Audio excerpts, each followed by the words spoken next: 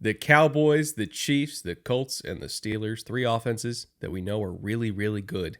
And 1 defense that, honestly, we have no idea yet. We're halfway through the season, and we still can't quite tell. So we're going to do a deep dive into all 4 of those units today, talk about what we think, and what we know, and also what we think we know to a degree. EJ, my friend, how are you? I'm good. I like this format. It's fun. We get to sort of pick things apart now that we're about 40% of the way into the NFL season and we've got a little bit more data. Can kind of look forward to the stretch run and say, what do we think is real and what might be smoke and mirrors? All 4 of these teams, if nothing else, are great television. So it's going to be a fun show today. Neil, please roll the intro.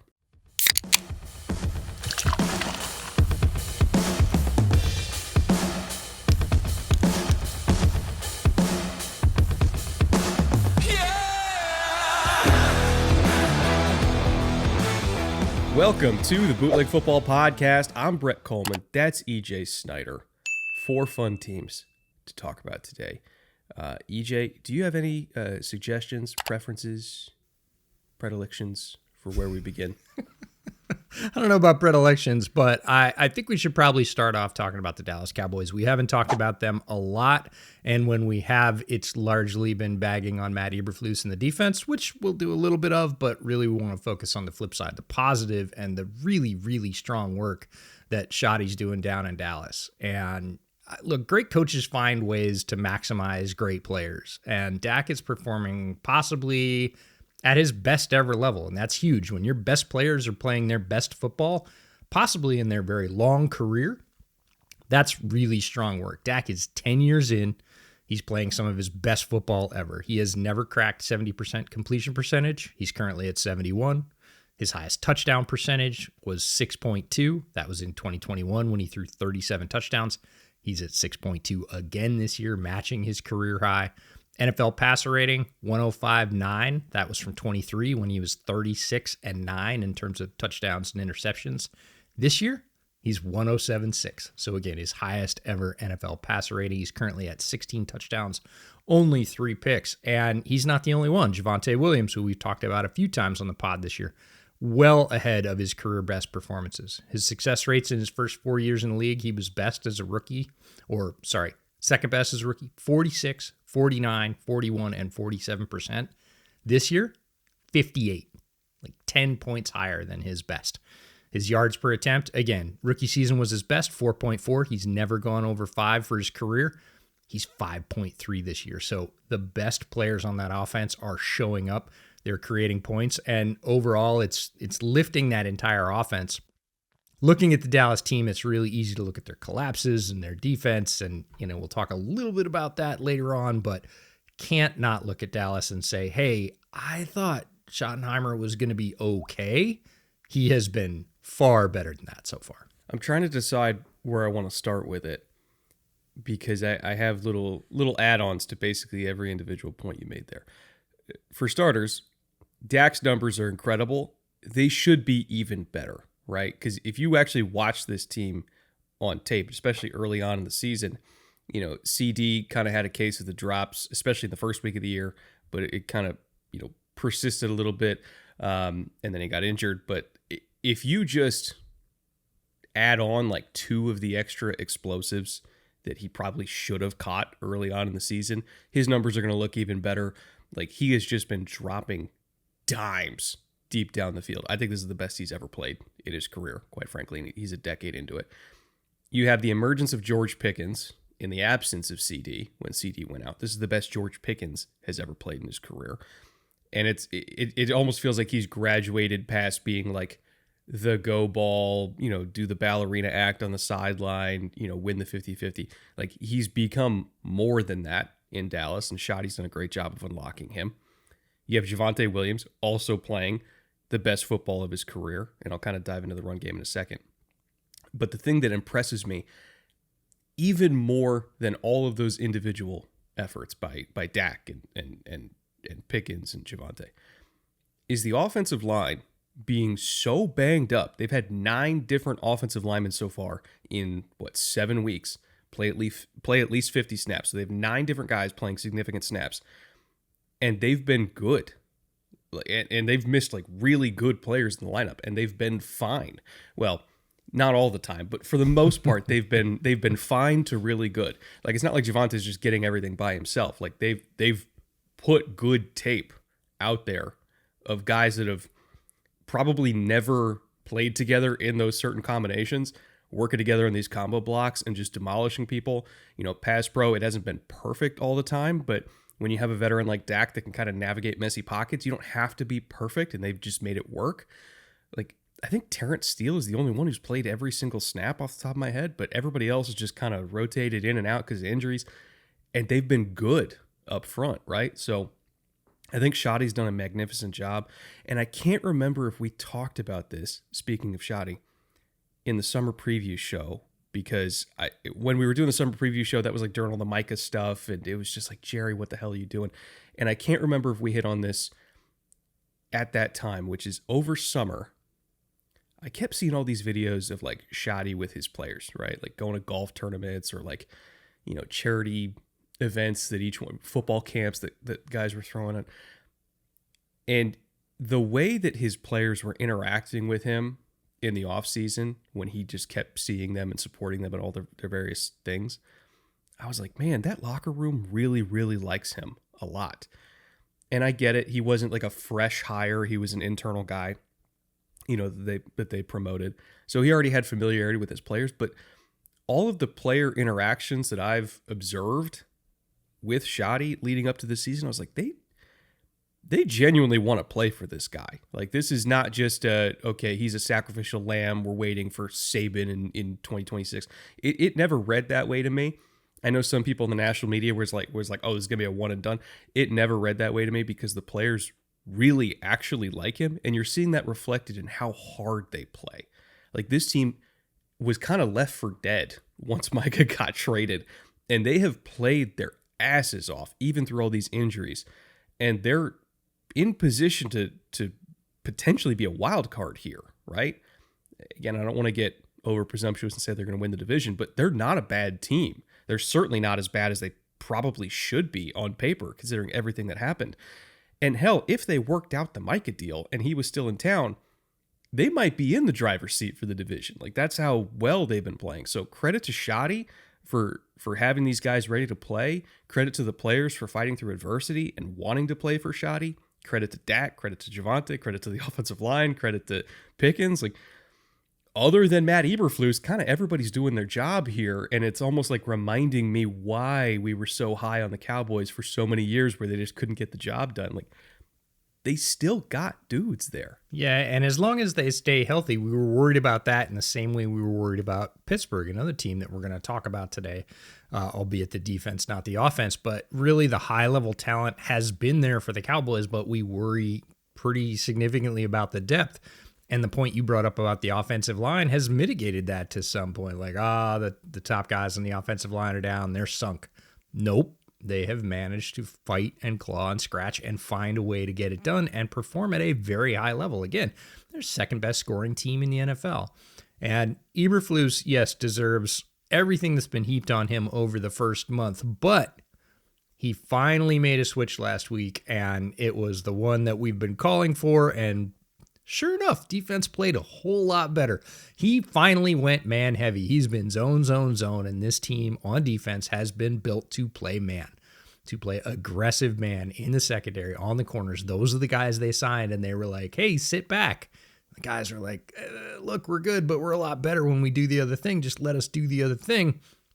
They finally did it, and it started working. Go figure, right? Playing a scheme that fits your players better. So as long as they don't revert and go super zone heavy for the rest of the season, you're also going to see that defense, which has been the Achilles heel of this team so far, start to come up. And if they're even average, I don't need them to be great. If they're top 18, right? If they're 18th or 16th, that is fine. If you have the second best offense in the NFL and you have the 18th best defense, yeah, you can win a lot of games. Before we move on to the Colts, something that I want to expand on here with the Cowboys is their run game.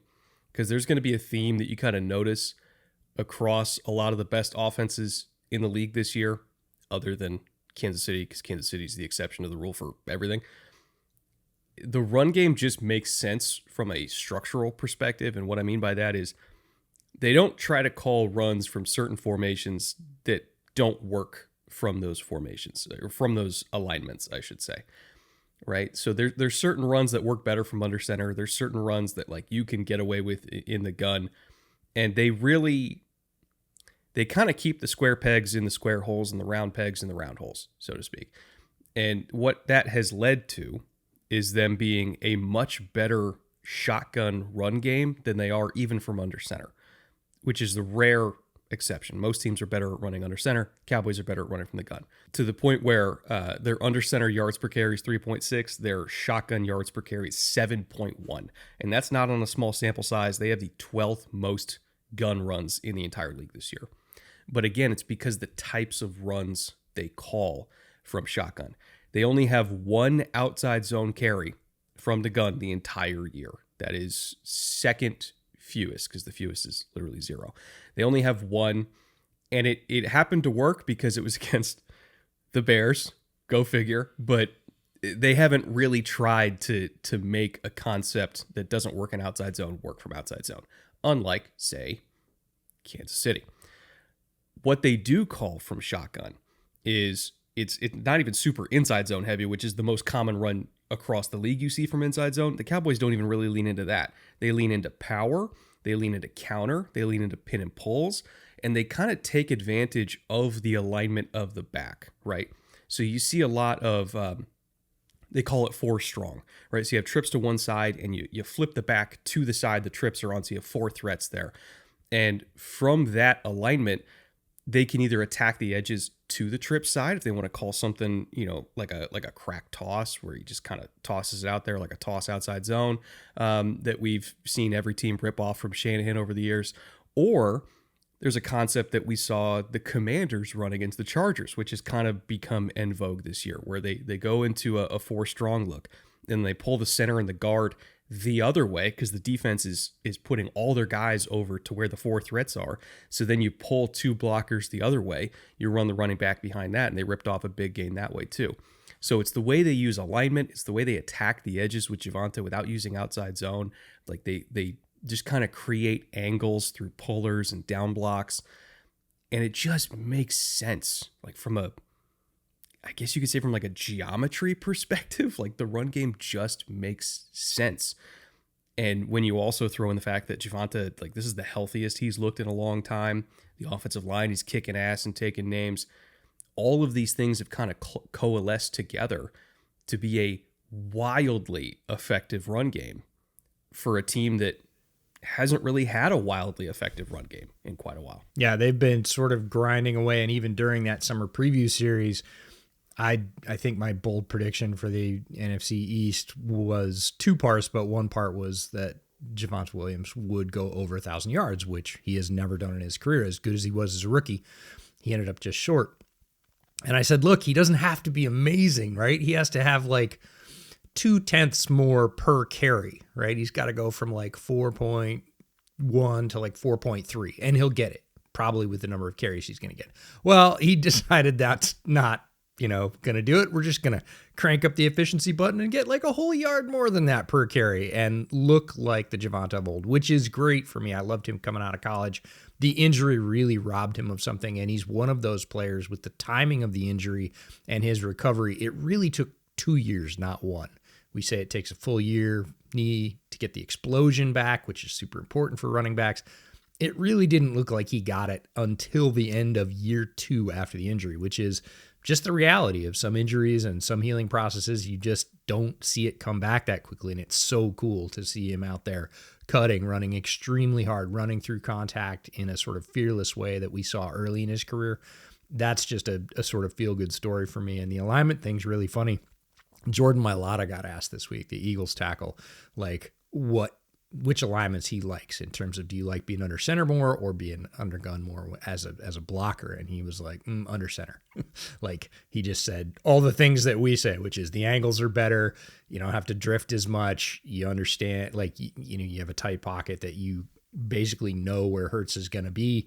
And that just makes our job easier with Shaka. And you kind of have to guess when guys are drifting. Is the quarterback also drifting, or is he going to step up? And it's just less certain. So, he said, for me, I like under center better. And I was like, we've been saying that for a while. So aligning your play structure and play calling with the way that your formations line up makes a lot of sense.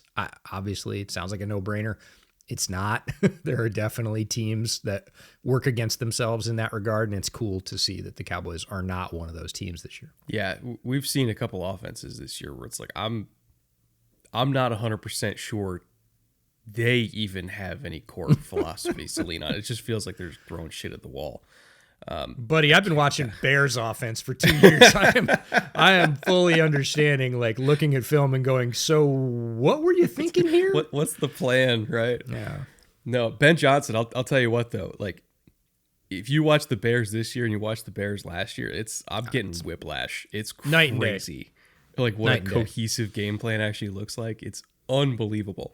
We will get right back to the show in just a second, I promise. But first, we're coming up on the holiday season pretty quick here, and the best possible gift you could ever give to yourself is making sure you are healthy. That means having consistent annual checkups, making sure that anything that doesn't look normal or feel normal gets checked out, having a better nutritional regimen as well. And even though I myself already have a doctor that I really like, I have to assume that some of you listening and watching to this right now maybe don't have a doctor already. And if you happen to count yourself among that group, today's sponsor, ZocDoc, might be able to help you with that. On ZocDoc, you can find and book doctors in your area that fit your needs and preferences. It's free, both as an app and as a website. And you can search and book doctors in your network, of course. Anything from dental health to mental health, primary care, or urgent care. And appointments on ZocDoc can happen fast as well. If you need something, 24 to 48 hours out because it's a little bit more of a pressing issue, odds are you can probably find something in your area that quickly. Again, if I didn't already have a doctor that I happen to like a lot, ZocDoc is what I would use to find my new one. So if you want to check it out for yourself and see what they have to offer, go to ZocDoc.com/bootleg. That is ZocDoc.com/bootleg. Again, ZocDoc.com/bootleg. Speaking of cohesive game plans, by the way, how's that for a transition? This Colts offense, this is one of the most nightmarish machines I can recall since like the 2015 Broncos when Peyton threw for like 55 touchdowns or whatever it was. It was 2014, 2015. So a decade ago, basically, where it just felt like every single time they got on the field, they were going to score. And it didn't matter if it was like dink and dunk. It didn't matter if it was running the ball. It didn't matter if they were getting explosives. Like everything just worked all the time, no matter what. That's what the Colts feel like this year. And I almost don't even really know where to begin, because as I was going through film on this team, because I was taking notes on DJ, I was taking notes on the receivers and the offensive line, on Jonathan Taylor. And the same note kept popping up, which is this is the best this player has ever played in their career. Even for like Quentin Nelson. I was like, this is the best I've ever seen Quentin play, and he's going to be like a Hall of Famer. And once you get to like the fifth or sixth Colts offensive starter, where you're like, this is the best version I've ever seen of them, the common denominator is Shane Steichen. Like, he has them all playing better than they've ever played at the same time. And this is something that we observed basically for, God, how many years in a row now with the Colts, where it's like something was always going wrong, right? Either the quarterback was missing a throw when the protection held up and the receiver got open, or, maybe the quarterback did make the throw, but the tight end didn't turn around and so it bounced off his helmet. Or, maybe the offensive line opened up a hole, but Jonathan Taylor was hobbled and just didn't quite have the explosion that younger Jonathan Taylor had, so it just didn't quite look the same. Or maybe everybody else did their job, but the offensive line lost. Like, something was always going wrong. And now, this year, everything's kind of clicked into place. And the quarterback is consistently making throws. Like, Daniel Jones is consistently making throws. This is not a fluke at this point. Jonathan Taylor is healthy and more explosive than I've seen him since probably his first year in the league, right? Offensive line, this might be the best Colts offensive line I've seen since, 2006, somewhere in that range. And then you also have a diverse and talented receiving core that somehow is staying healthy, and they all have their roles to play. You have man beaters and Downs and Pierce. You have zone beaters and Pittman and Warren. Like, everything is just working. And I was like trying to think in my head, like, if I was a defensive coordinator, how would I game plan against this? I don't have an answer, because it doesn't matter what coverage you call. They have a weapon that is specifically tailored to beat it. It doesn't matter how good your defensive front is. Their offensive line's probably better than you. It doesn't matter how fast your linebackers are. Jonathan Taylor's probably faster than they are. Like, I don't have answers. And if I was a Colts fan, I'd be ecstatic. If I was a defensive coordinator, I would be horrified if I had them on the schedule. It's not going to be an easy task, that's for sure. And we have liked their assemblage of talent, especially the weapons. We liked their receiver core. Obviously, Jonathan Taylor was great. They had some tight ends that we liked that they knew how to use. But the quarterback position has let them down for 2 or 3 years, and that let things fall apart. And you could see that sort of rot seep into the rest of the offense. Routes didn't get as strong because they were like, hey, it doesn't matter if I run my route the right way because quarterback's not going to get me the ball, or the protection's going to break down, or like everybody had an excuse because it doesn't matter if we do our job, it's not going to work out because somebody else isn't going to do theirs. And that's sort of an invasive thought for the offense that just sort of takes out the foundation. Like you said, Daniel Jones has been really consistent. We're going to talk about that, but I started at the other end. I started at the top, and this is when you watch a team or the entire league year over year, and you get a feel for how teams perform in certain situations, and then when it looks really different, it catches your eye. And the thing that caught my eye pretty early on about the Colts this year was the amount of confidence that they're playing with. They never look stressed or desperate. And that is very, very different than Indianapolis the past couple of years. If a team scored, Indy looked like they were chasing from the immediate moment. This season, not at all. Team scores, they come right out, they take care of business, and they score. And this is where I get to have some fun because I might get to surprise you. And that is a very, very rare thing. So I was like, why is that? And then I started watching over the last couple of weeks, and I was like, because every time a team scores, Indy comes right back out and scores. And I was like, how do I quantify that? And I was like, I'm going to go to Sumer Brain, and it's going to help. Turns out there's actually a name for this. It's called response rate. So the Colts have increased their response rate by roughly 50% from last year. In 2024, their response rate, which is the number of drives they come out after someone scores on them and scores, right, was 41.8%. This year, it's 61.5%. So this is the eye test matching up, going digging, using a tool, and going, it's not just my eye. This is actually occurring at a much greater rate. And they just do it so, I don't know, it's like business-like. They just walk out onto the field and they just expect it, right? Like, do you understand how demoralizing that must be for an offense? 100%. It's like you finally get points on the board, and then you have to match a 7 again, and you know that they're going to do it at a higher rate than you, so you just feel like you're drowning over the course of the entire game. Like, how awful a feeling that must be, where you're like, we have to score 35 or we lose. Absolutely. And they're doing it like it's no big deal, which is such a big deal. It's crazy. Daniel Jones's consistency is tying it all together. Do you realize how much that phrase shakes me? Like, it's unbelievable. It is the hardest thing. It's wild to type. It's crazy to say. Daniel Jones this year is 5th in yards, 4th in yards per attempt, 10th in adjusted completion percentage, 12th in ADOT. He's only thrown 3 interceptions for the entire year, and wait for it, this is the kicker. This is bananas. He has the 3rd lowest pressure to sack percentage in the league at 7.3. That is less than half of his lowest mark ever.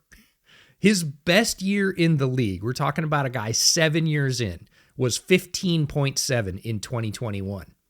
He's at 7.3. His career average is 19%. It's roughly a third. This is a guy in year 7 who suddenly just like pitched all of his lousy habits. And he's like, and I saw him in an interview, I think it was post game, And somebody was like, hey, so everybody was basically talking shit about you coming here and saying that you're a bad quarterback for years. What do you have to say to that? And he kind of looked at the camera and he was like, well, I guess you guys didn't know very much. And I was like, liar, liar. You don't get to put up 7 years worth of the same thing and then go, yeah, but I was really good all the time. I was just pretending to be bad. It's like, come on, man. No, buddy. Like everything you put up says one thing. And this year says a completely different thing. And that is the most startling thing. We were not wrong for 7 years. He was not playing great football. He was not the reason that his team was succeeding. In fact, a lot of times he was a catalyst for his team failing. Not always. It was not always all Daniel Jones' fault. And I think we were fairly fair about that. What he is doing this year to sort of be the key that unlocks consistency of all things on the Indy offense is just startling. It's head snapping. You're just like, what? Who? And yeah, I'm with you at this point. It's consistent. It is not something I think is going to go away. He looks so comfortable and so confident. And the rest of the offense, again, has sort of resonated to that. They're just like, oh, wait, we can't screw up because he's not screwing up. So we all have to do the right thing. And it's infectious, and you can see it on the field, and it plays out in the numbers. There was a stat that I saw where on their passing third down specifically, right? So third and medium, third and long, you're gonna be 90-something% pass. So third, medium, third and long. As far as conversion rate, 53.7%. That is second highest in the entire NFL. And that's just with okay pass protection on third down. Like, if there's one thing I think this offensive line needs to work on, it's pass pro. And they're just like average at it. They're the best run blocking unit in the entire league, but they're just average in pass pro. But the fact that he has been under pressure on third down and still converted at the second highest rate in the league on third, medium, third, long, that's unbelievable, considering what we had seen previously from Daniel Jones, where even when the Giants offensive line gave him like a rare clean pocket, it just didn't look great. And something I want to credit DJ with is he just looks a lot more prepared than he ever did in New York. And I also want to credit the Colts coaching staff on this, because this is something that DJ has talked about. The way that they are preparing him as coaches, like in the room throughout the week, he has talked about how he's never felt this good with a game plan before, understanding the why, and it just feels like he's more prepared when he's at the line of scrimmage.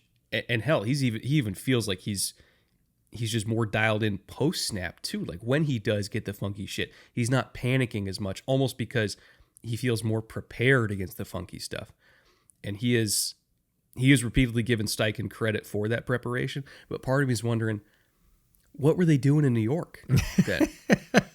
Right? That's like, always if this the was question, always right? there. Yep. Right. Why was it so hard? Like, why did he not know what he was looking at in New York, even with a clean pocket? Why did it feel like nothing ever made sense offensively there? It's like, I don't think that he was like a dumb player, but we're talking less than a 18-month difference between the last time we saw him in New York and now in Indy, and it's not even remotely the same player. Like, what was Brian Dable doing with him this entire time? Because he's playing better than Jackson Dart is, and Russell Wilson was. Like, it's not like he in the last 12 months just like Invasion of the Body Snatchers got swapped out or anything. Like, it's still the same guy. What were they doing? Are you sure he didn't? But it's the same timeline that we talk about with Darnold, right? And when Darnold left the Jets and he ended up, a couple of stops later, he ends up in San Francisco, and he doesn't play a lot in San Francisco, but he credits that coaching staff with the same thing that Daniel Jones is crediting Steichen with. Like, I saw it. Baker was more about getting his love back when he went to the Rams, but with Darnold, he was like, no, they recognized what I was and how I needed to be fitted into the game plan. And then again, if you're talking about a total timeline, about the same, 18, 20-something months later, he ends up playing for the Vikings, and he's playing the lights out. And we're like, how is this player who, again, 4 years has put the same thing on film, which was, the classic I'm seeing ghosts and everything else. And it was very consistent. There were little bursts with Darnold, but it was never consistent. It was the same with Daniel Jones. We saw him play well for like very short stretches, but never in a sustained way. Then these players get to a new place and they play extremely well. And that leads me to my first rabbit hole of the week, which is showing up in a new place. And I know we're talking about the Colts offense and how much they've improved, but Lou Anarumo is chopping down opponents' scoring drives, having moved to Indianapolis. And we thought this might happen, but boy, is it happening. We're 41% of the way through this season, and they've only allowed 26 scoring drives. If you project that out to 17 games, they would allow 63 for the entire year. That's 20% less than they allowed last season, 63 compared to 79. And that lines up perfectly with their improvement in scoring defense so far. Last year, it was 25 points a game. This year, it is 20, a full 20% less, which is great. And when you look at both things moving in opposite directions, we talk about that response rate jumping by 50%, the offense becoming so much more consistent, and the defense ratcheting down the amount of points allowed. What you end up with is this Colts team, which is terrifyingly good. Like you said, if you have them on the schedule and you're like, well, maybe our offense will, well, I don't know. Lou's got that defense pretty dialed up. We can expect less than 3 touchdowns. Oh, well, our defense, it's going to be tough to answer that offense. They're just a buzzsaw. They're super consistent and they can beat us in multiple ways. There are not a lot of ways. You basically have to wait for the Colts to hurt themselves, which they have done. And everybody that plays the Colts in their own division is very used to that. And it's been quite handy, right? We'll go to Indianapolis, and at least for one of the 2 games that we play them every year, they're going to self-destruct, right? They're not going to get the quarterback play, or they're just not going to play up to the level. As long as we play decent, we'll beat them. If you play decent against the Colts this year, you're probably going to lose. One last note on this offense before we move on, because our next team is the Chiefs. So we're probably not going to talk about the run game at all because it doesn't exist. But I want to talk about the Colts run game because, my God, it's ridiculous. And I don't want to say it's schematically brilliant because it's really not. Like, it's very simple. It's not like what Schotty's doing in Dallas where, they have injuries and they have talent deficiencies, so they kind of have to scheme up angles for Javonte to work with, especially with a banged up offensive line. Like, the reason why they run so much power and pin and pull and counter in Dallas is because it's a little bit easier with a banged up offensive line if the goal is like, take this guy who's already lined up on this shoulder and just pin him there. We're going to pull around. We're going to manufacture creases, right? That works in Dallas. But with Indy, their offensive line is so talented and they're gelled so well this year that they can kind of just keep it simple and they're just going to blow you off the ball. And from a schematic perspective, they're very predictable. When they're under center, it's basically just outside zone and man interchangeably depending on the front that they're getting. And then you go to the gun and it's pretty much just inside zone and power. Again, based on the front that we're looking at. Or if they see a 3 technique that they know they can absolutely obliterate with a double team, they're going to can that to power. Like, even if they have an inside zone run dialed up, if they get the right front where they know they can take advantage of that 3 technique, they're going to can it to power, and they're just going to absolutely destroy you. Especially if Quentin Nelson gets to be the puller, they're really going to destroy you. And so it's very schematically simple, but they're so good up front that there's not really a wrong answer, right? Like, even if they just stuck with their first call, when they get these double run calls and they don't can it to the second call, if they just stick with the first call, it's usually probably going to work. And that's predominantly because that guard, center, guard trio, like not just Quentin, but Tanner Bortolini, Matt Goncalves, at least I think it's pronounced Goncalves, like those 3 guys are just demolishing everything. And it doesn't even matter what the scheme is, whether it's outside zone combos, whether it's inside zone, whether it's Quentin pulling on power or being the guy who's down blocking on power and then Goncalves is pulling around him. Like, those guys are the star of the show. They are truly the engine of the offense. It's not even Jonathan Taylor. It's those guys because they're creating that much room for Jonathan Taylor. And then Jonathan Taylor's so explosive that if you just get him to the second level, like, you're fine from there. And they make everything so much easier on everybody else. They set the pace of the game. They set the tone of the game. And as long as, like, that triumvirate stays healthy, guard, center, guard, I don't think we're going to see this offense slow down because they're not doing anything crazy. They save all the crazy shit for the pass game. The run game, super simple. It just works because they're better than you. Yeah, we've talked about all year foundation and bedrock and what you can hang your hat on as an offense or a defense. This offense is going to hang its hat on running the rock and doing it really well. And you mentioned Quentin Nelson earlier on and said, future Hall of Famer and everything else. He started off his career so strong. Just a dominant start to his career. But if you sort of peek behind the curtain in the last 2 to 3 years, he's not been playing super well. And it's been this sort of kind of hushed, like, what happened to Quentin Nelson, right? Like, he's okay, but he's not at all the player he was. And that's really been going on, especially for the last 2 years, but it stretches really even back into 3 years ago. And it was one of those, like, I don't want to say resting on your laurels. I'm not saying that. I don't know why that was, but on film, he was not the same guy. This year, he's that dude again.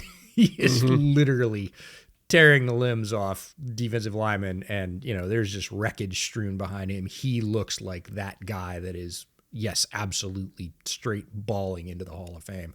And shout out to Tanner Bortolini as well. Josh Norris, 20-yard short shuttle award winner. He was one of those guys that qualified at the combine, and he is playing extremely well. And the two of them in concert, your offensive line is only as good as the relationship those guys have and the understanding they have about what the other guy, the guy next to them, is going to do. And right now, those two are just vibing in the run game. They are seeing it the same way. They are both physically winning their assignments, and the holes for Jonathan Taylor, who can run really well through small holes, are not small. They're gaping. And when you are a linebacker trying to take on a Jonathan Taylor, who is a very large running back at speed, good luck. Now, the one saving grace for the rest of the AFC, including the Colts, is that the Chiefs don't have a run game. Right? They are basically entirely reliant on the pass game, but their pass game is so good, so far, that's kind of been okay for them. Not that Andy Reid's ever really had a great run game, like the BYU roots go deep. He doesn't need it to be successful, but can you imagine how good this Chiefs offense would be if they could actually run the ball? Like, that would be new levels of disgusting.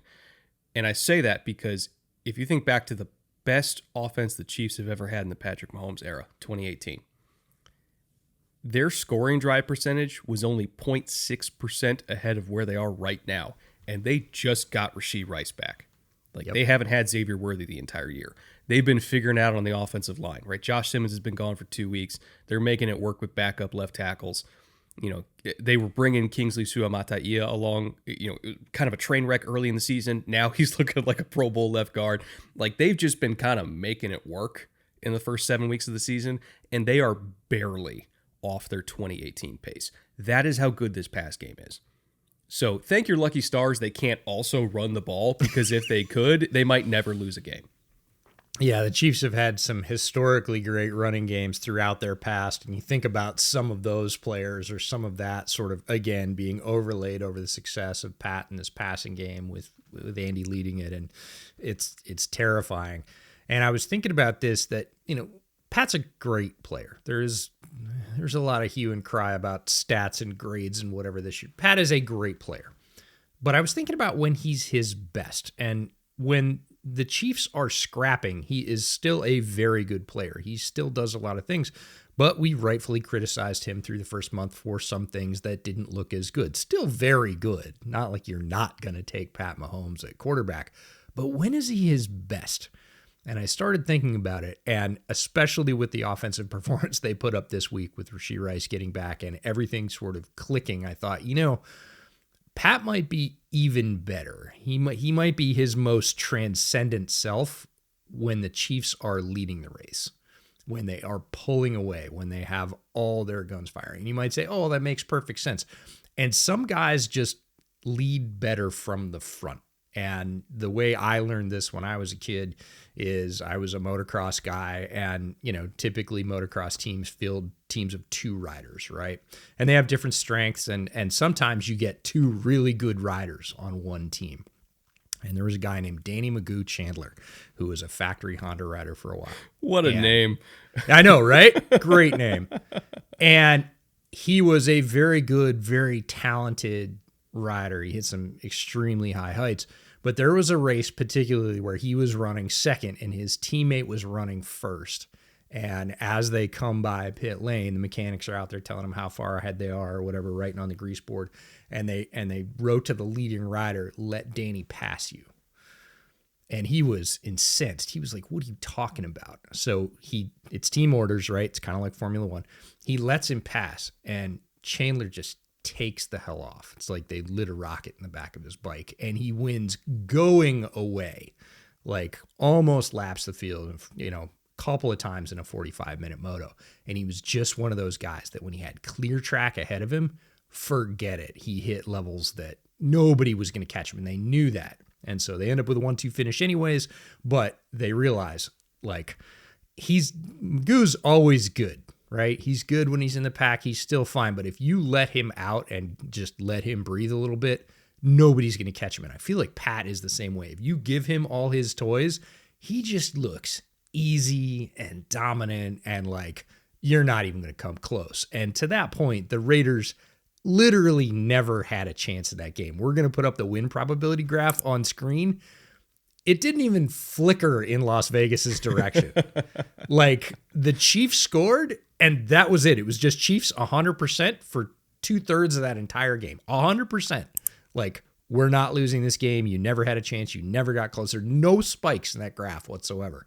And to me, it feels that way, that when you give, again, a fully functioning offense, which can still have holes in it. We're not sure about the left tackle situation. Played well enough on Sunday for sure.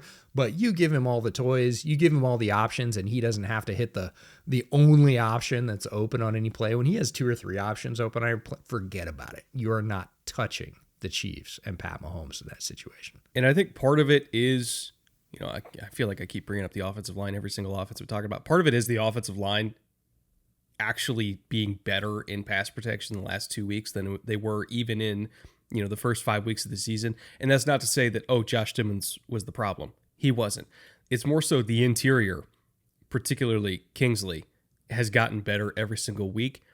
And it just feels like when Mahomes doesn't have immediate interior pressure, specifically from his left. Remember, last year when they had to move Joe Tooney out to left tackle because they didn't have any left tackles, you basically had a guard playing left tackle, and then you had a downgrade at guard. So it just felt like the entire left side was under siege every single, obvious passing situation. And this year he doesn't feel discomfort, peeking over his left shoulder as he's dropping back. And he just feels more comfortable and more, I guess, loose is the way to describe it, right? Yep. And, everybody always compares him to Steph Curry because he's able to hit these long balls that are absolutely ridiculous, especially off platform. I don't see him as Curry anymore. I see him as Magic. Because if you're looking at how this offense has done its best work, it's not even deep down the field. It's not even underneath. Like when we talked about their struggles early on in the season, I was like, hey, if they just stopped missing layups in the first 10 yards past the line of scrimmage, they'd be a lot better. Which, they have stopped missing those layups. That's helped. They've gone from 30th in adjusted completion percentage to 17th in short passes. But it's how he's working the intermediate range, like Magic used to do, where he was either, distributing at really crazy angles or just kind of pulling up and hitting the really reliable jumper over and over again. How he's working the intermediate pass game is just art right now. Like, it really is. I have some numbers to back that up. Because I was watching, I watched weeks 5 through 7 on tape, and I was like, it just feels like everything between 10 and 20 yards is going for explosive plays. And it is, fun fact. So in the last 3 weeks, on intermediate throws, he is 14 of 18 for 273, 15.2 yards per attempt, by far the most in the NFL. 1 TD, no picks, 137.3 rating. 9 of those 18 pass attempts, not even completions, just attempts. So 9 of his 14 completions went for explosive gains. That is a 50% explosive pass rate, highest of any team in the league with that many intermediate attempts, which they still had. I think it was 4th or 5th highest in intermediate attempts in that time period, and 2nd highest overall for the season. The only team that was technically higher than them had less intermediate attempts. So he's executing frequently on these intermediate passes, and he's executing at an extremely high efficiency on these intermediate passes. And this is, where I really more compare him to Magic. Only 3 of those explosives were like a normal drop back, where he wasn't rolling out to his right or his left, wasn't, stepping up away from edge pressure, like just hitting the top of his drop and firing. Only 3 of them were normal. Every other explosive that he hit, it was either I'm rolling like a deliberate rollout to the right, or I'm escaping pressure to the right, or I'm stepping up like up and through the middle of the pocket and drawing the linebackers up and then hitting the throw behind him.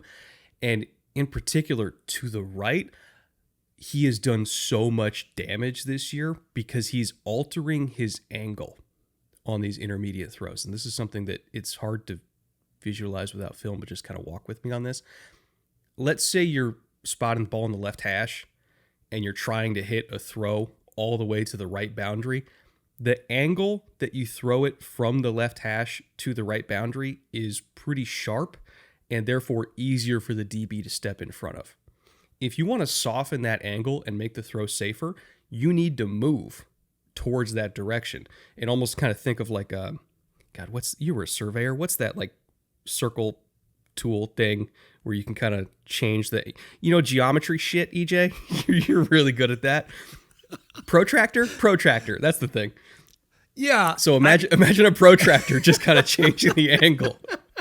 We're getting there, folks. I promise. We're getting there. It's taking a second. He's changing the angle of these throws and he's making them safer. He's not trying to give the DBs angles at which they can cut it off. And a lot of the time when he's moving to his right, it's not even like really pressure that's forcing him to do it. He's just trying to force open a window, and he'll do this thing where he kind of peeks back to his left. He did this to Brian Branch, and I was like, oh, that's dirty. Not dirty like unfair, but dirty like that's kind of gross. Where he rolled to his right and then he peeked back to his left and he got Branch to jump back into the window just so he could open up that angle to the boundary and hit a throw for a first down.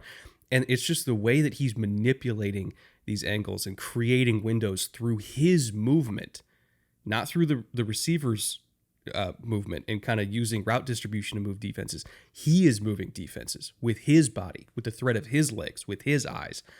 And he's creating all these intermediate windows. And that's resulting in an explosive rate that is just astonishing, right? Like they're not getting all these chunk plays whipping it 40 yards down the field. They probably could if they wanted to at this point, but they don't rely on that. They rely on getting explosives in a safer way, but that safer way is only because Mahomes is just unbelievable at combining his movement with his accuracy off platform. And there's just not really a defense for it. So, like, fuck the run game at this point. Like, as long as they keep scoring at this rate, they're at like 52.3%. Again, only 0.6% behind their 2018 average. As long as they keep scoring at this rate, you don't really have to run the ball. Like, they're fine. And they don't even have Josh Simmons back. Imagine how good they're going to be if they get him back this year. Like, it's so... We said it was stupid at the time to say that they were dead after the first 3 weeks. It really looks stupid now. This team is awesome. Yeah, he is masterful, and I love the Magic comparison for several reasons. Magic played all 5 positions, right? He played some center, and he did whatever his team needed him to do. He was a chameleon. He could shoot. He could drive the lane. He could distribute. He could rebound when he needed to. He didn't do it a lot, but he had the size. He had the skill. He had the movement skills. And Pat, we saw that through the early part of the season. If you need me to run a lot, like I'll run a lot. And we're like, please don't keep doing that. We don't want you to die. But we didn't really think it was going to go on for the rest of the year. We thought it would balance out. It was just Pat doing Pat things to support the offense in whatever way he needs to. And the diversity makes it impossible to match up with this offense. You got 9 different players who caught a pass against the Raiders. You got 4 different players who had a carry who weren't QBs. When you lock down one, there's always 2 to 3 more who are open and able to contribute, even if it's just for that one big play to break your back. Noah Gray, 1 for 28. Thornton, 1 for 39. Like, oh, you didn't cover Thornton for the one play? Guess what? Because I'm Pat Mahomes, I'm going to hit him. And then you're like, well, shit, we have to cover Thornton now? And then you fall off for Rashee Rice doubles or whatever else. You just can't do it. And, you talked about the Simmons thing. Like, yeah, maybe they'll be even better when he's back, but they just blanked Max Crosby, and the Raiders are garbage, but Max is always going to play hard. Max had nothing against the Chiefs. Nothing.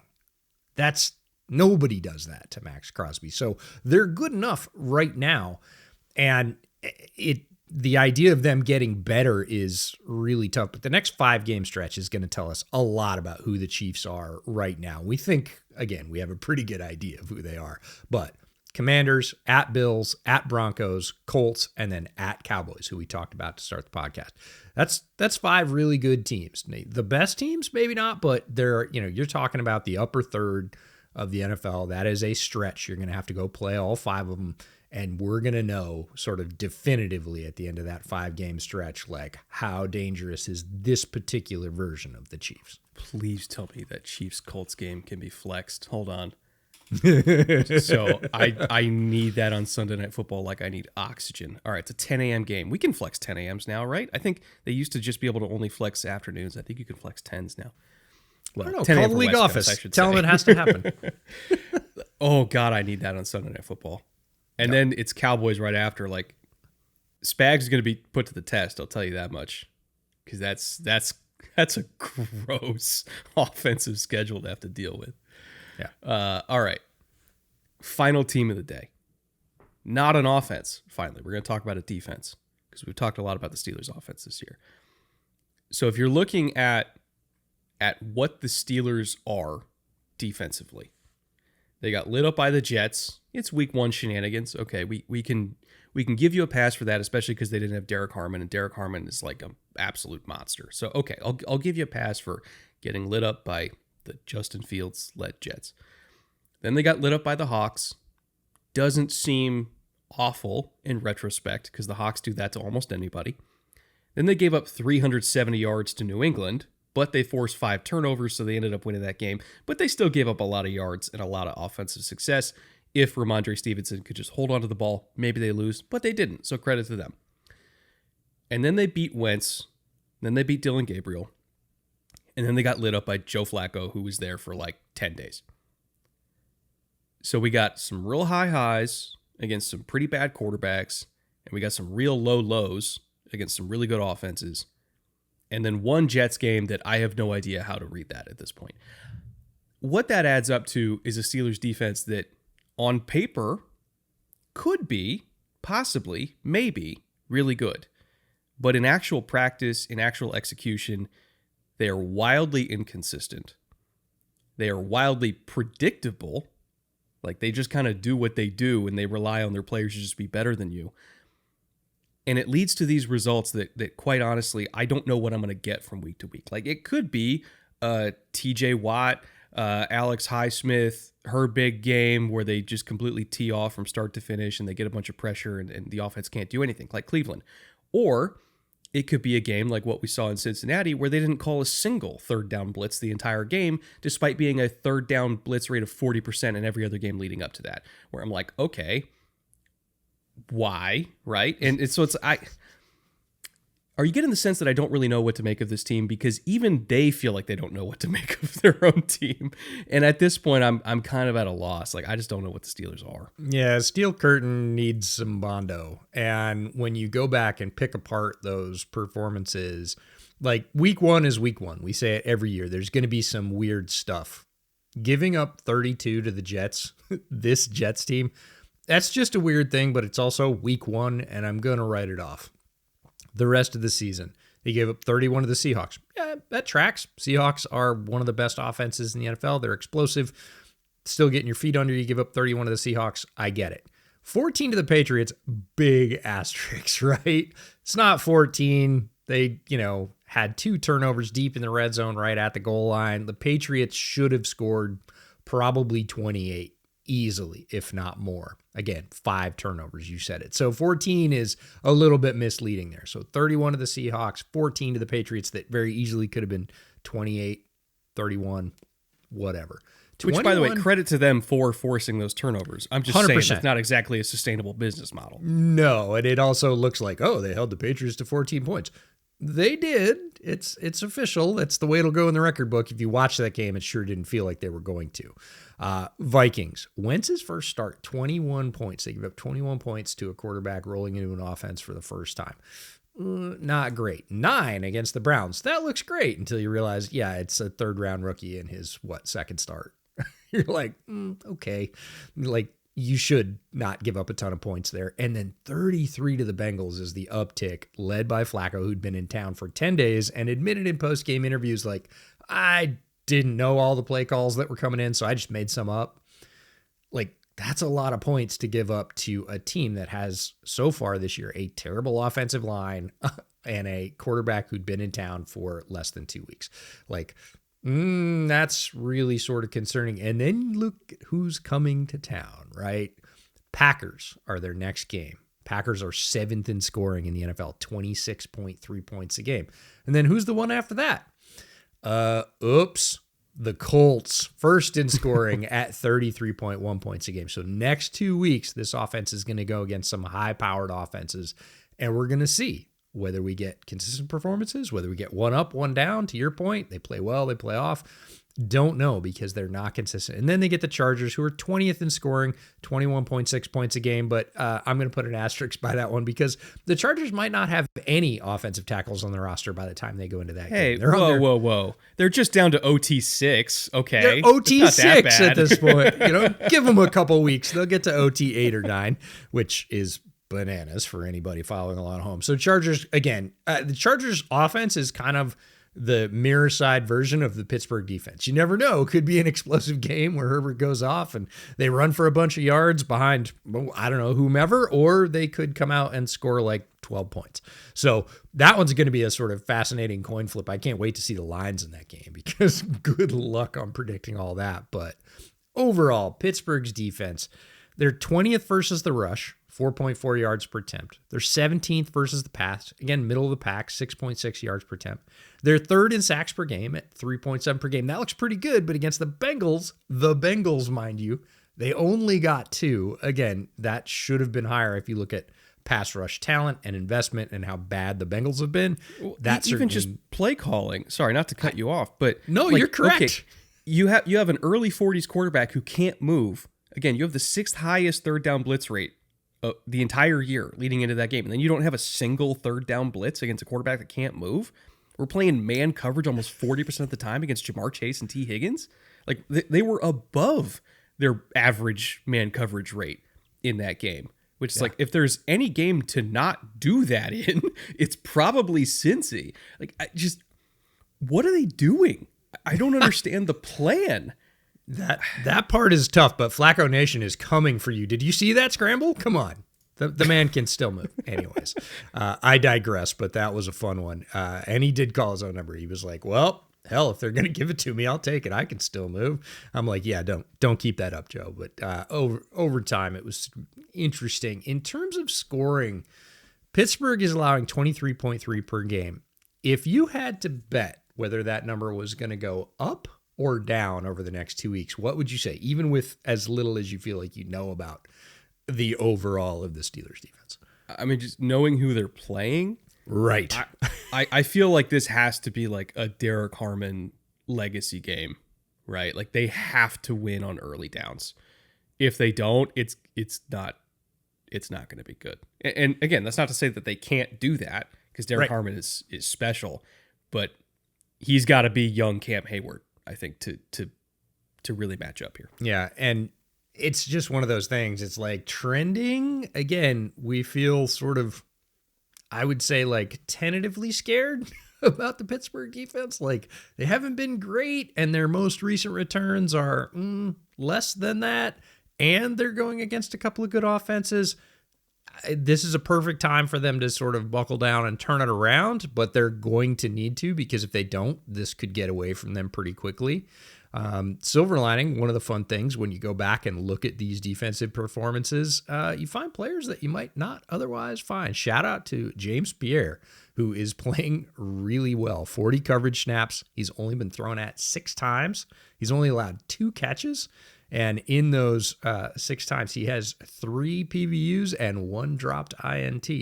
NFL passer rating against, 42. So not getting used a ton, not none. Certainly 40 coverage snaps is, a decent amount of, hey, you're subbing in, you're the third corner, you're the fourth corner, whatever. But when he's been called upon, James Pierre, of all people, playing really well. At this point in the season, and we're 8 weeks into it, you could tell me that Pittsburgh challenges for the 1 seed. You could tell me that they're the 4 seed, and I would believe you either way. At this point, I'm not convinced they're not going to win the division because the rest of the AFC North is a mess. So they're probably going to be the champions, if I had to guess. But I don't know where they stack up in the rest of the conference. I have no idea. It's good for them that this is a down year for the AFC overall because they have a shot at the 1 seed, but I need to see more before I'm even remotely confident that that's going to happen. Because right now, I'm looking at Indy as a juggernaut. I'm looking at KC like they're going to walk down everybody except maybe Indy and get up to be a 2 or 3 seed. Chargers had a window, but then they got banged up. It's anybody's division in the West. So it's like I don't know where the Steelers match up or stack up, I should say, against Indy, Kansas City, LA. Like, we're going to find out as the season goes on, but I couldn't tell you right now because they've been so up and down offensively and defensively. It still feels like they haven't played a complete game, like a truly complete game on both sides of the ball. And maybe we're about to see that, but I'm kind of in, I'll believe it when I see it mode. It's like I see the potential. I see what they could be. Mm-hmm. I don't know if that's what they are. So I don't know. I guess we'll find out. Like, if nothing else, it's a fascinating team to talk about because there's so much gray area and room for improvement. But I would say room for improvement is the only way to really describe them right now. Yeah, they can certainly do more than they have done. They have done a lot and, again, have not put it all together. We say that about most teams. Hey, wouldn't it be great if they did the thing they're not doing? But over these next middle 2 to 3, 4 games, this true middle section of the schedule, we're going to find out about teams like Pittsburgh. We're going to find out about teams like New England. Are they going to keep putting it together? We're going to find out, are the Bills going up or down? Are they going to sort of succumb to their mistakes, or are they going to correct the things that have plagued them in the first half of the year? And then, a month from now, we're going to be looking at, hey, who's shaping up for these playoff runs? I'm with you. Pittsburgh's probably going to win that division, but then what are they, right? How do they stack up against the rest of the AFC? And quite frankly, the NFC is the stronger conference this year by far. And, they wouldn't be playing those folks until the Super Bowl anyways, but in a down year, you win your division. Does that mean you're one and done? Does that mean you win a couple games, go on a roll, play up to your potential? We don't know. We'll probably know more about that and the folks that they're going to be competing against in the sort of AFC tournament at the end of the year, and whether or not we feel like they have a real chance against that, or it's going to be one of those, they have to play a perfect game if they want to move on. All right, tight show today, but we appreciate you for watching and listening wherever you happen to be watching and listening. Thank you again to all of our executive producers. Wow, sounded out, Brett. Over on the Bootleg Football Patreon, Fitzy, Connor, Liam, Mike, Jack, Major, Owen, and Spencer. Thank you to all of our patrons, as well as the ones that want to go watch our bonus episode dropping either today or tomorrow, depending on when this comes out. We always do a bonus episode over on the Patreon every single Friday-ish. Talking, I think the subject we settled on for the Patreon episode is the best high value non-quarterback contracts in the league right now. Kind of wanted to break it up from game previews and talk about something more exciting, like finances. Or, young players who are underpaid. That's how we're going to tag it. Again, that's over on the Patreon, either today or tomorrow. All right. Thank you guys for watching.